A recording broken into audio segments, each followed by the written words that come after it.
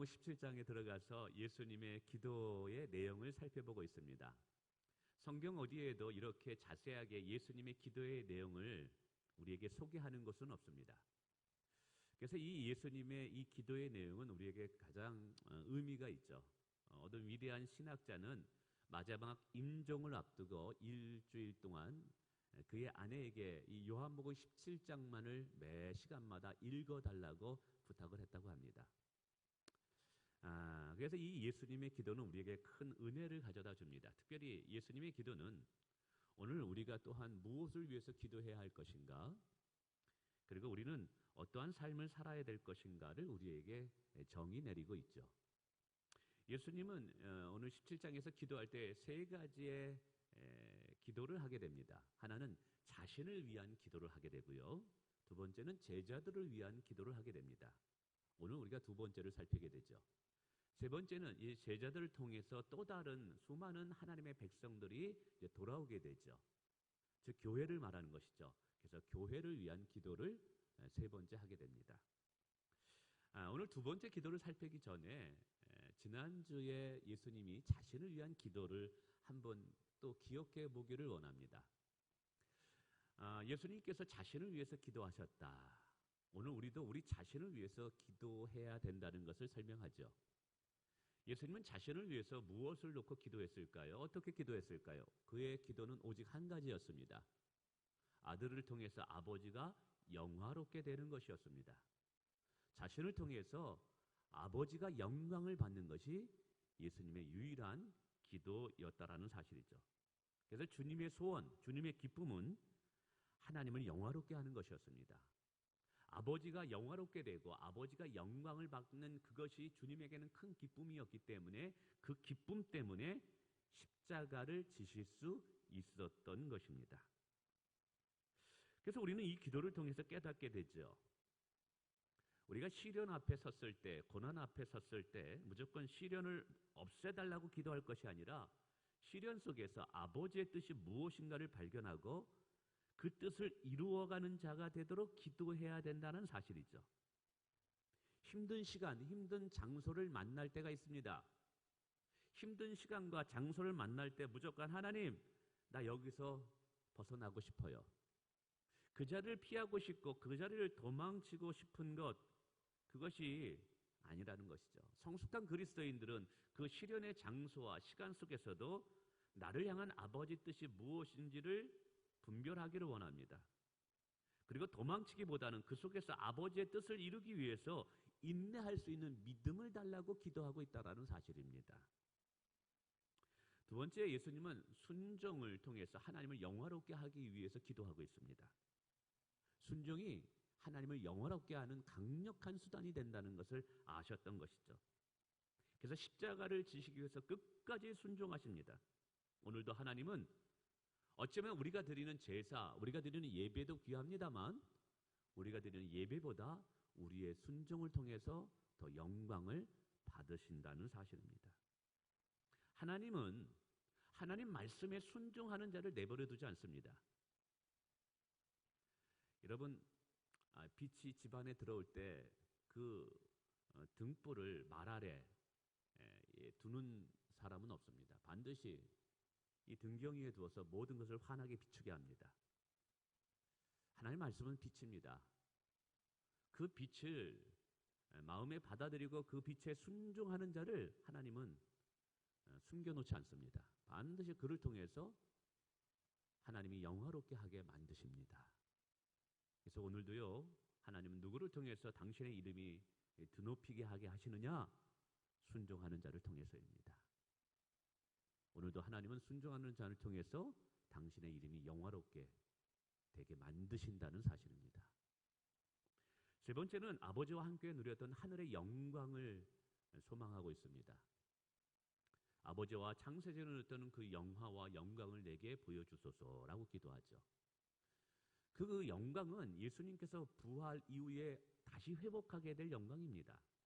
그래서 예수님은 마침내 하나님과 함께 누릴 그 영광을 바라보면서 이 땅에서의 십자가의 고난의 시간을 견디게 되는 것이죠. 그런데 이것은 바울에게도 나타납니다. 복음과 함께 고난을 받는 시간이 아주 힘든 시간이죠. 그러나 복음과 함께 고난을 받는 이 시간은 하나님 앞에 섰을 때 하나님과 함께 누릴 영광과 좋게 비교할 수 없다고 이야기합니다. 우리 성도들이 오늘 시련의 시간을 이길 수 있는 힘이 또 무엇일까요? 하늘의 영광을 소망하는 것인 줄을 믿습니다. 할렐루야.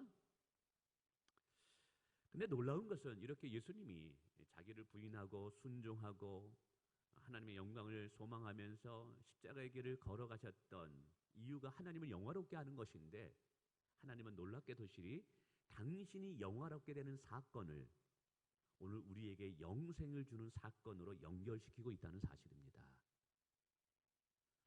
결국 하나님은 언제 어디에서 영광을 받으시냐 하면 저와 여러분이 구원을 받는 자리에서 영광을 받으신 줄을 믿으시길 바랍니다. 본래 우리는 하나님의 것이었어요. 그 잃어버렸던 것을 하나님이 찾으심으로 하나님을 영화롭게 되고 하나님은 영광을 받으신 거예요. 그래서 이 모든 하나님의 사역이 결국은 어디로 귀결되냐면 우리를 사랑하는 것으로 귀결돼요. 우리가 이것을 깨닫게 되면 참 하나님의 사랑에 몸둘 바를 모르겠습니다. 내가 무엇이 간데 하나님은 이토록 나를 사랑하시는가? 죄로 인해서 영원한 심판을 받을 수밖에 없는 나를 이토록 포기하지 않고 끝까지 사랑하시는 이유가 무엇일까? 이렇게 질문할 때 하나님은 말씀하시죠. 그냥 내가 너를 사랑하니까 라고요. 오늘 하나님 왜 나를 이토록 사랑해요? 그때 주님은 말씀하셔요. 그냥 나는 너를 사랑하니까, 다른 이유가 없단다. 할렐루야. 이것이 은혜예요, 은혜. 자, 그러면서 예수님은 오늘 두 번째 기도를 하셔요. 이 기도는 예수님이 십자가를 지시고 이제 사흘 만에 부활하시죠. 부활하시고 예수님의 제자들과 40일 동안을 지상에서 머물며 하나님의 나라의 비밀을 알려주고 하나님 나라의 미션을 제공합니다. 사명을 주십니다. 그리고 이제 하늘나라로 승천하게 되죠. 이때 제자들은 이 땅에 남겨지게 됩니다. 이 땅에 남겨진 제자들을 위해서 예수님은 지금 기도하고 있다는 사실이죠. 그래서 오늘 본문에 나오는 예수님의 기도를 좀 더 정확히 이해하기 위해서는요, 예수님의 제자들은 어떤 존재였는가? 예수님의 제자들은 예수님께 어떠한 미션, 사명을 받았는가를 분명히 이해할 때 오늘 예수님의 기도의 내용이 더 우리에게 선명하게 다가온다는 사실입니다. 오늘 17장 6절에 보면 이런 말씀이 있습니다. 그들은 본래 아버지의 것이었는데 내게 주셨으며 라고 말합니다. 아버지의 것이었는데 내게 주셨으며. 즉 제자들은 본래 하나님의 것들이었다는 것이죠. 근데 아버지께서 그 제자들을 예수님께 맡기셨어요. 그러나 죄로 인해서 제자들이 방황하게 되죠. 본인들이 하나님의 것인 것인조차도 알지 못했던 것이죠. 예수님이 이 땅에 오셔서 아버지의 것들을 다시 찾으신 거예요. 오늘도 마찬가지입니다. 우리도 마찬가지예요. 본래 우리들은 창세전부터 하나님의 선택된 백성들이었습니다. 하나님의 것이었습니다. 그러나 이 땅에 태어나서 죄로 인해서 하나님을 인지하지 못했던 것이죠. 우리가 하나님에게 속해 있었던 자였던 것을도 깨닫지 못했던 것이었죠. 그래서 오늘 예수님은 성령을 보내셔서 복음을 듣게 하시고 이 복음을 믿게 하시고 다시 우리를 하나님의 것으로 되찾으셨습니다. 아멘. 그래서 오늘 저와 여러분이 이 자리에 있는 줄 믿으시길 바라겠습니다. 동시에 이 제자들은 먼 훗날에, 그리고 우리들도 마찬가지죠, 주의 사명을 감당하다가 저 영원한 나라에서 주님과 함께 하늘의 영광을 맛보며 영원히 왕노릇하며 살아야 할 자들이 제자들이고 오늘 저와 여러분들입니다. 하나님 나라의 공주, 왕자가 저와 여러분입니다. 우리는 저 천국에서 예수님과 함께 영원한 왕노릇하며 하나님의 영광에 참여할 자들인 줄 믿으시길 바랍니다. 근데 그 영광에 참여하기 위해서, 그리고 참여하기 전에 현재가 중요합니다. 현재 예수님은 우리에게 이 땅에서 우리가 해야 할 사명이 있다고 이 땅에 남겨놓으셨다라는 사실이 있죠. 이것을 15절에 이렇게 표현하고 있습니다. 내가 비옵는 것은 그들을 세상에 데려가시기를 위함이 아니요라는 거예요. 오늘 하나님께서, 예수님께서 저와 여러분을 세상에 바로 데려가지 않는 이유가 있다는 거예요. 18절에 말합니다. 아버지께서 나를 세상에 보내신 것 같이 나도 그들을 세상에 보내었고라고 말합니다. 우리는 이런 주님의 표현에서 이것이 오늘 우리에게 어떤 의미가 있는지를 한번 세 가지로 이렇게 제가 묵상해 보았습니다. 첫째로 제자들뿐만 아니라 우리는요, 세상에 살고 있지만 세상에 속한 사람은 아니라는 사실이에요. 아멘. 예. 저와 여러분은 지금 세상에 살고 있죠? 그러나 우리의 본향은 세상이 아니에요. 우리는 세상에 속한 자들은 아니라는 거예요.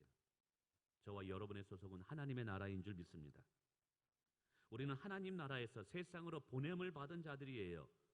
성경은 이것을 이렇게 표현합니다. 저와 여러분, 우리는 그리스도의 대사이다 라고 말합니다. 대사. 만약 우리나라 대사가 외국에 가서 흥청망청 살아간다면 대사의 자격을 잃어버릴 것입니다. 온전한 대사, 제대로 된 대사는 외국에서 나가지만 본인은 대한민국의 대표자이다라는 것을 잊어버리지 않을 거예요. 그리고 대한민국의 대표자로서 부끄럽지 않게 살아가려고 할 거예요. 마찬가지입니다. 오늘 우리도 이 세상에 살아가지만 결코 세상에 속한 사람들이 아닙니다. 하나님께 이 세상으로 보냄을 받은 자들입니다. 그래서 우리는 세상의 사람들과 같이 죄악을 즐기고 세상의 방법과 세상의 가치관을 따라 살아가야 하는 자들이 아니라는 거예요. 세상은 어둠입니다. 하나님은 빛입니다. 우리는 어둠에 속한 자가 아니라 빛에 거하는 자예요. 그래서 우리의 삶은 어둠과 죄악으로 살아가는 자들이 아니라 빛의 자녀로서 의로움과 거룩함과 진실함으로 살아가야 할 자들이라고 성경은 말하고 있다는 사실이에요. 성경이 뭐라고요? 목사님 말씀 잘 듣고 있죠? 목사님 얼굴 봐주세요. 저와 여러분은 세상에 살고 있지만 세상에 속한 자가 아님을 기억하셔야 돼요. 두 번째, 세상에서 살아가야 할 이유가 있다라는 것을 기억하셔야 돼요. 주님께서 18절에 말씀하십니다. 아버지께서 나를 세상에 보낸 것 같이 나도 너희를 세상에 보낸다라고 말씀하셔요. 즉 우리는 예수님을 대신하여 이 세상에 보냄을 받은 자다는 것이죠. 자, 그러면 우리를 세상에 보내실 때 예수님이 그냥 보내셨겠어요? 어떤 이유와 목적이 있기 때문에 우리를 세상에 남겨놓은 것이고 우리를 천국으로 지금 데려가지 않는 것이죠. 우리가 이 세상에 놓여진 이유가 있다라는 사실이에요. 그것이 무엇일까요? 무엇 때문에 예수님은 우리를 이 세상에 남겨놓아 살게 하셨을까요?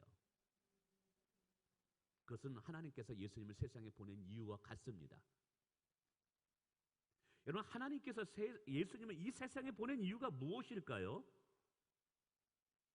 세상에 내려가서 아버지의 뜻을 이루라고 보내신 거예요. 세상에 내려가서 하나님의 나라를 이루어가고 세상에 내려가서 죽어가는 영혼들을 말씀과 사랑으로 살리라고 예수님을 이 땅에 보내신 거예요. 예수님을 이 땅에 보내셔서 제자들을 만들어 온 열방에 하나님의 나라가 임하도록 예수님을 보내신 거예요. 근데 이것이 하나님께서 예수님을 이 땅에 보내신 이유이기도 하지만 그러나 예수님이 우리를 이 땅에 또 남겨놓으신 이유이기도 합니다. 예수님이 우리를 이 땅에 보내셨다라고 분명히 말씀하고 있어요. 나를 세상에 보낸 것 같이 나도 그들을 세상에 보내었습니다. 여러분 꼭 기억해 주시길 바랍니다. 저와 여러분은 하나님의 자녀인 줄 믿습니다. 이 말은 예수님을 대신하여서 세상에 보냄을 받은 자라는 거예요. 세상에 살고 있지만 결코 세상에 속한 자는 아닙니다. 할렐루야. 전혀 그런 생각을 해봐요. 예수님께서 저는 이제 예수님이 좀 빨리 오셨으면 좋겠다라는 생각을 하는 사람입니다. 그리고 때로는 천국에 일찍 가는 것도 괜찮겠다라는 생각이 들어요. 눈물도 없고 고통도 특별히 요한계시록을 요즘 다시 이제 묵상하고 있는데 정말 뭐 천국에 좀 일찍 가는 것도 괜찮겠다는 생각이 들어요. 여러분 어떻습니까? 이 세상이 너무 좋아서 천국 가기 싫으세요? 예.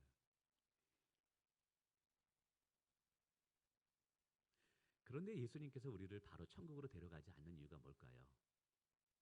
우리를 이 땅에 남겨두신 이유는 간단해요. 하나님이 예수님을 이 세상에 보내신 그 이유와 같이 우리를 이 세상에 보내신 이유가 같기 때문에 그래요. 그러니까 예수님이 우리를 이 땅에 보내신 이유는 하나님이 예수님이 이 땅에 예수님 보내신 이유와 같은 거예요. 여러분 기억해 주세요. 예수님이 우리를 이 땅에 보내신 이유는 이 땅 가운데 하나님의 나라를 만들어 가도록 하기 위해서 보내신 거예요. 하나님의 말씀과 성령으로 그리고 사랑으로 죽어있는 영혼들을 섬기고 세우라고 보낸 거예요. 교회를 통해서 세계 선교를 감당하라고 온 열방 가운데 복음을 전하여 저 땅 끝에서도 여호와를 경외하는 자들이 일어나고 여호와를 찬송하는 자들이 일어나도록 오늘 저와 여러분을 이 땅에 보낸 거예요. 여러분 우리는 이 세상에서 그냥 맛있게 먹고 좋은데 여행하고 세상을 즐기면서 살아가야 할 자들이 아닌 거예요. 이 땅을 하나님의 나라와 하나님의 뜻이 이루어지는 장소로 변화시키도록 하나님께서 저와 여러분을 이 세상에 보내시고 이 세상에 남겨놓으신 것임을 믿으시길 바랍니다. 그런데 우리가 이 세상에 이렇게 살고자 할 때 세상은 우리를 가만 내둘까요? 절대 그렇지 않습니다. 우리는 세상에 살고 있지만 세상에 속한 자가 아니기 때문에 세상과 구별되는 삶을 살 수밖에 없어요. 이렇게 삶을 살아갈 때 세상에 우리를 가만 내둘까요? 그렇지 않습니다.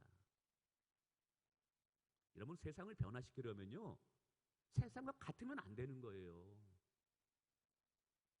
이 세상 가운데 세상을 하나님의 나라로 변화시키고 하나님의 뜻이 이루어지는 자로 정말 우리에게 이 사명을 주셨다면 우리는 세상과 같은 목적으로 세상과 같은 방식으로 세상과 같은 가치관으로 살면서 세상을 변화시킬 수는 없는 거예요. 그들과 달라야지 세상을 변화시키죠. 무언가 달라야지 매력적이죠. 그래서 세상과 다르게 살다 보면 반드시 어떤 일이 일어나는지 아십니까? 세상과 충돌하게 됩니다. 그래서 예수 믿는 사람으로 진짜 제대로 그리스도인답게 살려고 한다면 여러분 세상과 충돌하게 됩니다. 하나님의 나라와 세상의 나라는 함께 어울 수 없는 거예요. 물과 기름이에요. 함께 조화를 이루면서 살 수 없는 거예요. 타협할 수 없는 거예요. 그렇기 때문에 우리가 세상에 살고 있지만 세상에 속한 자가 아니기 때문에 세상과 함께 충돌될 수밖에 없는 거예요. 이것을 14절에 이것을 이렇게 말합니다. 내가 아버지의 말씀을 그들에게 주었사오며 세상이 그들을 미워하였사오니 이는 내가 세상에 속하지 아니함과 같이 그들도 세상에 속하지 아니함이나미니이다. 세상에 살고 있지만 세상과 같지 않기 때문에 세상에 속하지 않았기 때문에 세상이 우리들을 미워할 수밖에 없는 거예요. 예수님도 마찬가지입니다. 예수님이 이 땅에 오셔서 악한 일을 하신 적이 없어요. 그는 선한 일만을 하셨어요. 남을 도와주는 일들만 했어요. 안진뱅이를 고쳐주시고 문둥병을 치료하시고 그럼에도 불구하고 당시에 힘 있는 자들에 의해서 멸시와 조롱과 그리고 십자가에 못 박히는 고난의 시간을 가지게 됩니다. 왜 예수님께서 그렇게 선한 일을 하심에도 불구하고 빛으로 삶을 삶에도 불구하고 왜 이렇게 시련과 고난을 당하십니까? 오늘 예수님은 간단히 말씀하고 있어요. 내가 세상에 속하지 아니하였기 때문이라는 거예요. 세상에 속하지 아니하였기 때문이라는 거예요. 근데 우리도 마찬가지예요. 세상에 살지만 세상에 속하게 되면 우리는 세상으로부터 미움받지 않습니다. 그러나 세상에 살지만 세상에 속하지 않게 될 때 우리는 충돌하게 되고 미움을 받게 된다는 사실이에요. 그러나 어쩔 수 없어요. 여러분 세상에 보내신 이유가 뭐라고요? 세상을 하나님의 나라로 변화시키라고. 근데 우리가 세상 사람들과 똑같은 방식으로 살고 똑같은 가치관을 가지고 살고 똑같은 돈, 명예, 인기만을 추구하고 여러분, 그런 식으로 우리가 살게 된다면 어떻게 세상을 변화시킬 수 있겠어요?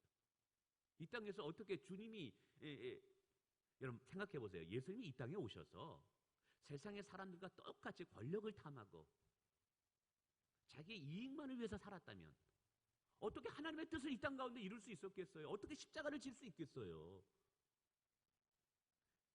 세상에 속하지 않는 방법으로 살았기 때문에 그는 하나님의 뜻을 이 땅에 이루실 수 있었던 거예요. 오늘도 마찬가지인 거예요. 오늘 우리가 삶의 방식이 어때야 되느냐? 죄악을 즐기면서 방탕하면서 이 쾌락을 즐기면서 자기만의 만족을 위하면서 허례와 허영을 즐기면 여러분 이래서는 하나님의 나라를 이룰 수 없어요. 누구든지 나를 따라오려거든 자기 십자가를 지고 날마다 자기를 부인하고 나를 쫓을 것입니다.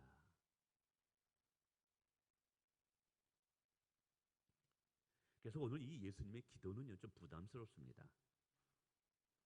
예수님의 이 기도는요 잘 들어보세요. 단지 주님 나 축복만을 원해요. 나는 건강만을 원해요. 내 자식이 잘 되는 것만을 원해요 라고 기도하는 분들에게는 이 기도가 의미가 없어요. 세상에서 할 것 다 즐기고 노래방 가고 술집 가고 할 거 다 즐기면서 그저 일주일에 한 번 교회 와서 예배 한 번 드리는 그런 분들에게는 이 기도가 의미가 없어요. 그러나 이 세상에 살지만 정체성을 잃어버리지 않고 그리스도인의 정체성을 잃어버리지 않고 살아가는 자들에게는 이 기도가 너무 중요합니다. 주님 나는 세상과 타협할 수 없어요. 내 삶의 현장이 힘들고 어렵지만 나는 이곳에서 하나님의 뜻을 이루어가고 싶어요. 하나님의 나라를 이루어가고 싶어요. 내가 세상으로부터 미움을 받지만 나는 구별된 삶을 계속해서 살고 싶어요 라고 결단하며 사는 자들에게는 이 기도가 너무너무 귀한 거예요. 이 기도가 너무너무 우리에게는 필요한 거예요. 할렐루야. 그래서 오늘 예수님은 이런 제자들에게 4가지의 형태로 기도를 해드립니다. 첫 번째 기도는 뭐냐면 17장 11절과 15절에 보니까 저들을 보존하소서라고 합니다. 보존하소서. 여기서 보존해달라는 것은 단순히 안전함, 건강의 안전, 신변상의 안전함만을 보존을 의미하는 게 아니에요. 세상에 위협이 많아도 제자로서 거룩한 성도로서의 전체성을 잃어버리지 않도록 기도하는 거예요. 그래서 15절에 보니까 뭐라고 하면 제자들이 죄악에 빠지지 않기를 기도하고 있다라는 거예요. 이게 중요해요. 이게 중요해요. 우리는 세상에 살고 있지만 세상에 속하지 않았죠. 이 세상에 하나님의 뜻을 이루기 위해서 보냄을 받았죠. 근데 무엇을 통해서 변화시키냐면 하나님의 말씀을 통해서 변화시킨대요. 그래서 말씀을 제자들에 주었고 예수님이 하나님께 말씀을 받았고 그 받은 말씀을 제자들에게 주신대요. 여러분 구별되지 않고서는요, 말씀으로 구별되지 않고서는 세상을 변화시킬 수 없어요. 그래서 오늘 이 보존한다라는 것은 세상의 죄악 가운데 유혹 가운데서도 거룩함을 유지하는 기도예요. 왜 이 거룩함이 중요한 줄 아세요? 바로 거룩함이야말로 세상과 구별되는 하나님의 백성의 특징이기 때문에 그래요. 그래서 이제 베드로전서 3장 17절에 보니까 이런 말씀이 있어요. 너희 마음에 그리스도를 주로 삼아 거룩하게 하고, 이 거룩함이 죄악으로부터 보존되는 예수님의 기도예요. 너희 속에 있는 소망에 관한 이유를 묻는 자들에게 대답할 것을 항상 준비하되 온유함과 두려움을 하고 선한 양심을 가지래요. 이게 무슨 말이냐? 우리가 세상에 미움을 받아요. 때로는 핍박을 받아요. 그럼에도 불구하고 우리의 정체성을 잃어버리지 않고 하나님의 빛의 자녀로서 거룩함과 진실함으로 살아갈 때 어디선가 본인은 하나님의 것인데, 창세전에 하나님의 선택받던 백성인데 그것을 알지 못하는 사람들이 있어요. 그런 사람들이 우리에게 와서 물어본다라는 거예요. 당신은 도대체 무엇 때문에 그렇게 구별되는 삶을 삽니까? 그렇게 미움을 받으면서도 어떻게 용서하고 사랑하는 삶을 삽니까? 라고 질문한다라는 거예요, 우리에게. 그때 왜 그렇게 살 수밖에 없는지를 마음에 두고 있다가 묻는 자들에게 온유함으로 대답해 주래요. 여러분, 이것이 우리가 이 세상에서 하나님의 나라를 이루어가는 방식인 줄 믿으시길 바랍니다. 여러분 기억해 주세요. 우리는 세상에 살고 있지만 속한 자들은 아닙니다. 세상에 살지만 세상의 방법으로, 세상의 가치관으로, 세상 사람들이 쫓는 명예와 돈을 쫓으며 사는 자들이 아닌 거예요. 죄악된 세상에서도 빛의 자녀로서 구별된 삶을 살아야 될 자들이 오늘 저와 여러분임을 기억하시길 바랍니다. 두 번째 기도는 저들을 하나 되게 하소서라고 기도해요. 오늘 17장 17절에 말합니다. 11절에 말합니다. 왜 그럴까요?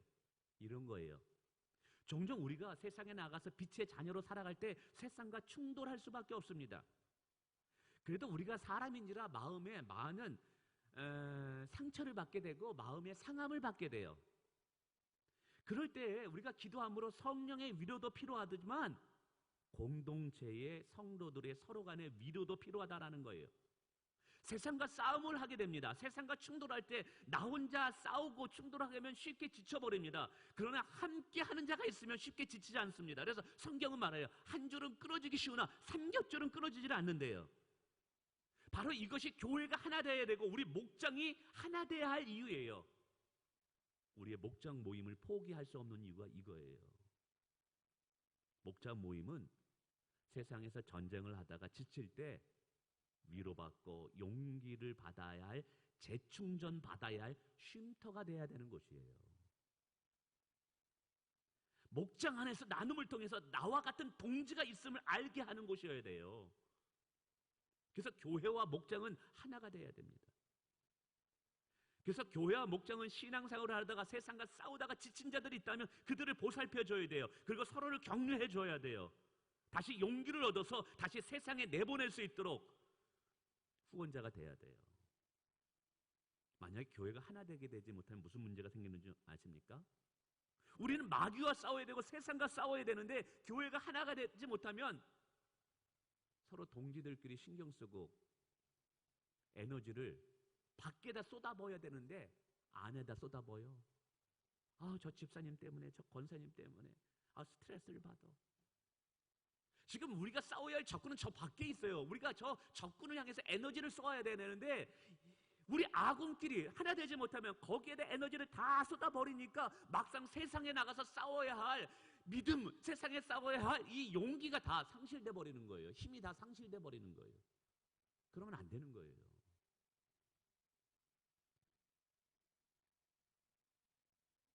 여러분 적군과 막상 싸워야 될 때 싸우지 못하는 일이 일어나면 안 됩니다. 할렐루야. 그래서 여러분 우리가 교회가 하나 되기에 힘써야 되는 거예요. 우리 각자가 세상에 나가서 세상과 싸울 때, 죄악과 싸울 때 나도 힘들어요, 지쳐요. 그때 동지가 있음을 깨닫고 함께 하는 자가 있음을 깨닫고 그때 용기를 얻는 거예요. 우리 안에는 영적 동지가 함께 있습니다. 함께 하나님의 나라를 이루어가야 할 동역자들이 옆에 있는 저와 여러분들인 줄 믿으시길 바랍니다. 우리끼리 싸우면 안 돼요. 절대로 교회는 분란이 일어나면 안 돼요. 우리 교회는 참 좋은 교회예요. 어떤 분들은 우리 교회가 아직 크거나 좀 그렇다 할지라도 그래도 우리 장로님들과 저 이렇게 당회 보면 정말 서로 아껴주고 사랑해요. 참, 우리 교회 보면 막 서로 파가 갈라지거나 어떤 교회는 그게 많아요. 우리 교회 그런 거 없잖아요. 이것도 하나님의 은혜인 줄 믿으시길 바랍니다. 이게. 세 번째는 저들에게 기쁨으로 충만케 하소서. 내 기쁨을 저들에게 충만케 하소서라고 17장 13절에 말해요. 기쁨을 부어주시기를 원하셔요. 예수님은 세상에서 사명을 감당하는 자들에게 성령이 주시는 기쁨을 주기를 원한다는 거예요. 여러분 사명을 감당하려고 할 때, 세상과 싸워 이기려고 할 때 여러분 기쁨이 없으면 쉽게 지칩니다. 기쁨이 있기 때문에 세상에 주는 미움과 멸시를 이길 수 있는 거예요. 맞아요. 제자의 삶을 살아가는 게 쉽지 않아요. 세상과 충돌할 때 우리도 상처를 받아요. 충돌할 때 흔적이 있잖아요. 그러나 세상 속에서도 그 충돌을 두려워하지 않고 여전히 거룩함을 유지할 수 있는 내적인 내공이 뭐냐면 성령님이 주시는 기쁨인 줄을 믿습니다. 할렐루야. 세상 사람이 우리를 미워해요. 그래도 우리를 그들을 사랑할 수 있는 힘이 뭐냐? 우리 안에 있는 기쁨이 있기 때문에 그런 거예요. 여러분, 하나님께 매 순간마다 기쁨을 달라고 기도하셔야 돼요. 그런데요, 오늘 보세요. 오늘 이 예수님의 기도는요, 대제사장의 기도라 그래요. 근데 히브리서 보면 예수님이 어디 계시냐? 하나님 보좌 우편에서 우리를 위해서 기도하고 계시대요. 예수님이 우리를 위해서 무슨 기도할까요? 오늘 17장 이 기도를 우리를 위해서 기도하고 계실 거예요. 자, 예수님이 우리를 위해서 이것을 주기 위해서 기도하고 있어요. 그렇다면 우리가 이 기도를 주님께 받아서 이 기쁨을 달라고 기도할 때 주님이 주실까요? 주지 않을까요? 우리를 주기 위해서 주님은 기도하고 있다면 우리가 그것을 달라고 기도할 때 주님은 주실 거예요. 그러므로 여러분 부탁드립니다. 죄를 멀리하세요. 부정적인 생각을 멀리하시고 하나님을 가까이 함으로 기쁨을 달라고 기도하세요. 그럼 반드시 기쁨을 주십니다. 저도 저녁마다 여기서 올라와서 기도할 때 말씀은 의학입니다를 가지고 요즘 다시 이제 암송하고 있으면서 하나님께 기도할 때 기쁨을 주셔요. 기쁨을 주셔요. 그래서 마음이 편해요. 그러기 위해서 죄가 있으면 안 돼요. 죄가 있으면 빨리 회개해야 돼요. 성령의 임재 안에서 기쁨을 드립니다. 너무 좋아요. 예수님이 정말 좋아요. 정말 좋아요. 여러분 안에 기쁨이 충만하기를 원합니다. 세 번째는 진리로 거룩하게 하소서. 진리는 하나님의 말씀이래요. 17장 19절에 말하죠. 제자들이 끝까지 세상 속에서 유혹에 물들지 않고 사명을 완수할 수 있는 힘이 뭐냐 하면 또 진리의 말씀이에요. 말씀. 그래서 오늘 이 말씀에 따르면 하나님의 말씀이 내 안에 거하지 않으면 우리는 금세 세상에 물들어 버립니다. 하나님의 말씀이 우리 안에 들어와 있지 않으면 우리는 계속해서 염려와 근심하며 두려워하며 살게 됩니다. 우리가 세상에 보냄을 받았죠. 세상에 거하고 있지만 세상에 속한 자는 아니에요. 근데 말씀이 없으면 우리는 세상과 타협하게 됩니다. 말씀이 없으면 세상에 함몰되게 됩니다. 여러분 꼭 기억해 주세요. 이게요. 그래서 오늘 예수님은 말씀하시는 거예요. 하나님 저들이 말씀으로 거룩하게 하옵소서. 말씀을 가질 때 그리스도인의 정체성을 잃어버리지 않느냐는 줄 믿으시길 바랍니다. 그래서 말씀을 읽으셔야 돼요. 말씀을 들으세요. 말씀을 암송하시고 큐티하시고 그런 말씀이요 우리 안에 힘이 됩니다. 하나님의 말씀은 살아있고 운동력이 있습니다. 할렐루야. 날쌘 검과 같아서 우리에게 여러분 믿음을 줘요. 이렇게 될 때 10절에 이제 저들로 말미암아 영광을 받으신다라고 표현하고 있죠. 자, 한번 말씀을 맺습니다. 오늘 핵심 주제가 뭐냐? 오늘 제자들은 아니 우리들은 예수님을 통해서 이 세상에 보냄을 받은 자들이라는 거예요. 그래서 우리는 세상에 살고 있지만 세상에 속한 자들은 아니에요. 예수님이 이 땅에 우리를 보내신 이유가 있어요. 그것은 하나님께서 예수님을 이 땅에 보내신 이유와 같아요. 오늘 예수님은 우리를 통해서 하나님의 뜻이 이 땅 가운데 이루어지기를 원해요. 하나님의 나라가 확장되어 가기를 원해요. 죽어가는 영혼을 말씀과 사랑으로 섬기고 세워가기를 원해요. 저희들을 통해서 세계 선교가 이루어져서 땅끝에서 여호와를 경외하는 자들이 일어나기를 원해요. 이것이 오늘 우리의 미션이고 사명이에요. 우리 이 사명을 감당할 때 세상의 방법으로 세상의 가치관과 세상과 타협하면서 그 일들을 이뤄나갈 수 없어요. 거룩함으로 일어나가는 거예요. 그럴 때 반드시 우리는 세상과 충돌할 수밖에 없습니다. 미움을 받을 수밖에 없습니다. 그러나 걱정하지 마세요. 오늘도 예수님이 우리를 위해서 기도하고 있다는 사실이에요. 내 뒤에 영적인 후원자이신 예수님이 계시다는 거예요. 그러므로 세상을 두려워할 필요 없어요. 왜요? 우리 뒤에는 주님이 계시니까. 우리를 위해서 여전히 하나님 보좌 우편에서 기도하고 계시는 분이 계시니까. 우리에게 기쁨을 주시기를 원하고 환난 날에서 이길 수 있는 믿음을 주시기를 원하시는 분이 계시니까. 말씀을 통해서 여전히 우리를 거룩하게 지켜주시고 유혹과 시험이 없다 할지라도 성령을 통해서 우리를 보호하시는 분이 계시니까요. 여러분 그래서 우리 세상에 살지만 세상과 타협하며 살지 맙시다. 우리의 전체성을 잃어버리지 않고 그리스도인답게 우리 살아가기를 원합니다. 세상 사람들과 같이 돈만을 추구하면서 인기와 명예만을 위해서 우리가 사는 인생이 아니라 한 번 사는 인생 여러분 하나님의 거룩함을 드러내므로 하나님의 뜻을 이루어 드리는 저와 여러분 되시기를 주님의 이름으로 축원을 드립니다. 기도하겠습니다.